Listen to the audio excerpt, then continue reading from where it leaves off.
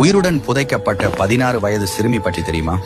தஞ்சாவூரிலிருந்து மதுரை சித்திரை திருவிழாவிற்கு வந்த நாடோடி இனத்தைச் சேர்ந்த 16 வயது சிறுமி சிங்கம்மாள் திருவிழாவில் பாசிமணி விற்றுவிட்டு திரும்பும் போது தன் அண்ணிமார்களிடமிருந்து பிரிந்து வழி தெரியாமல் காட்டில் தனியாக செல்கிறாள்.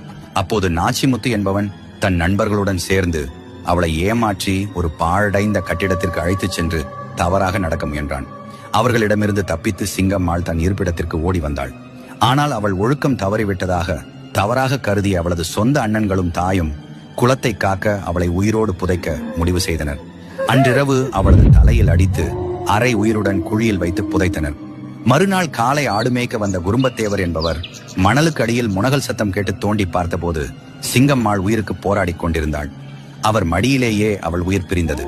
இதன் பிறகு சிங்கம்மாள் ஆவேசமான தெய்வமாக மாறி தன்னை துன்புறுத்தியவர்களை பழிவாங்கினாள். அவளை உயிரோடு புதைத்த அவளது குடும்பத்தினர் அனைவரும் ஒரு விபத்தில் உயிரிழந்தனர். இன்றும் மேலூர் அருகே மில்கேட் பகுதியில் சிங்கம்மாளுக்கு கோவில் உள்ளது.